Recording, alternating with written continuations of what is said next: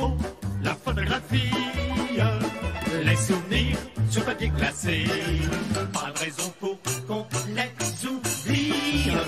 Les beaux yeux, les beaux jours passés. Parce que c'est beau, La photographie. Et je l'ai redonné l'autre jour. C'est incroyable, c'est gentil. Merci Thierry de nous mettre les frères Jacques dans les oreilles comme ça. Bonjour Béatrice, ça va? Bonjour, ça va bien. Alors, grand rendez-vous international de la photographie, c'est vrai, c'est tous les ans, c'est au Grand Palais. Oui. Et il y en a pour tous les goûts, et surtout, il y en a qui viennent de partout dans le monde, quoi. Oui, voilà, il y a beaucoup de galeries étrangères, effectivement, à Paris Photo. C'est un peu la FIAC de la photo, c'est ça? C'est ça, on va dire ça. Puis surtout, en plus, C'est la foire, quoi. c'est au même endroit. Et c'est une foire d'art aussi. Donc, c'est vrai que déjà, quand on rentre...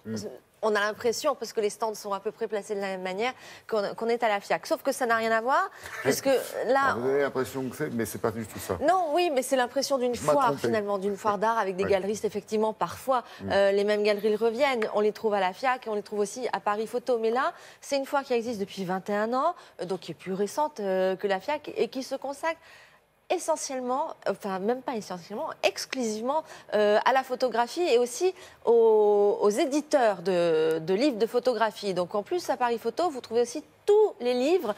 La plupart des livres, il y a quand même 30 éditeurs en rapport avec la photo. Le Grand Palais pour ce genre de...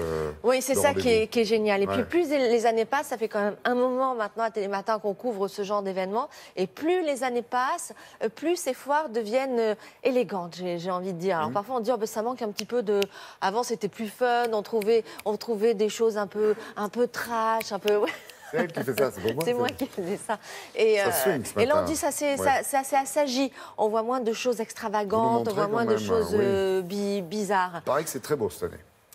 Effectivement, cette édition, personnellement, je l'ai trouvée très élégante, Oui. très belle. Et vous allez voir que la photo, maintenant, c'est plus clic-clac, noir et blanc ou couleur. Il y a aussi beaucoup d'effets plastiques autour de tout ça. Regardez.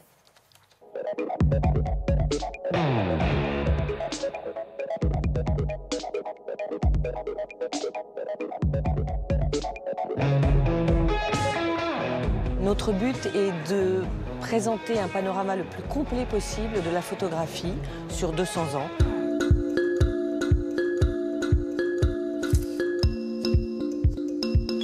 Vous allez retrouver sur la foire de la photographie historique, moderne, contemporaine, plasticienne. Nous avons 160 galeries, des galeries internationales. Nous avons 30 éditeurs et nous touchons un public qui va du collectionneur, du directeur de musée, jusqu'au simple amateur et amoureux de la photographie.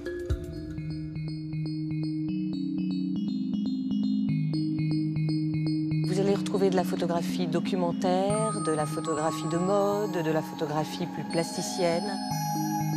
Contrairement aux idées reçues, la photographie n'est pas toujours un multiple. On a notamment tous ces jeunes artistes qui vont coudre, découper, coller, plonger les papiers, à l'image de Megan Rippenoff, par exemple, qui plonge ses papiers dans la mer. Donc beaucoup d'exemplaires uniques également.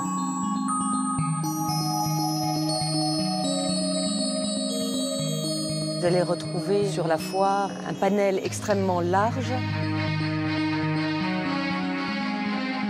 Beaucoup de solo shows, c'est-à-dire qu'on accorde une importance particulière à un artiste pour pouvoir montrer une partie de son travail. Par exemple, un solo show de Yamamoto, qui est un artiste japonais. C'est une photographie relativement récente, mais des petits formats sur des portraits ou sur des paysages et de la nature morte. Vous allez avoir par exemple un solo show de Vanessa Beecroft sur le corps et la représentation du corps féminin.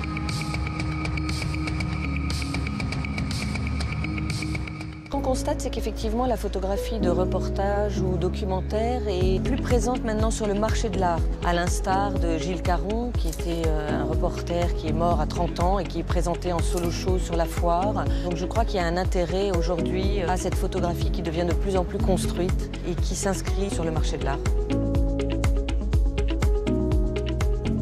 Nous vous invitons à découvrir la 3e édition de Prisme avec 14 projets autour de la série, du grand format et des installations qui sont véritablement muséales.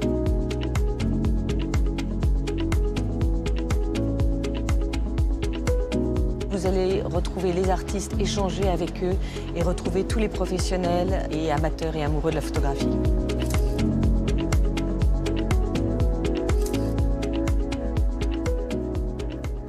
Très impressionné, je trouve ça magnifique. D'abord, il y a de beaux témoignages hein, de notre époque, de notre vie, des conflits comme des visages d'amour aussi, mais il y a du grand format, c'est beau ça. Oui, alors voilà, s'il y a une nouveauté finalement cette année, photo, c'est qu'on se rend compte, et en peinture c'est pareil aussi, que les formats s'agrandissent énormément. Il y a moins de photos en petit format, parce que ce sont des artistes, je vous dis, qui ne travaillent pas que la photo, ils deviennent aussi plasticiens, et du coup ils peuvent agrandir les formats.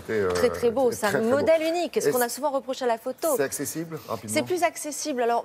On ne peut pas comparer à la FIAC, on en parlait, mais financièrement, c'est plus accessible pour nous, hein, pour le public. On peut commencer à acheter des œuvres à Paris Photo, alors n'hésitez pas. C'est tout le week-end jusqu'à dimanche. Merci Béatrice, magnifique rendez-vous. Merci beaucoup.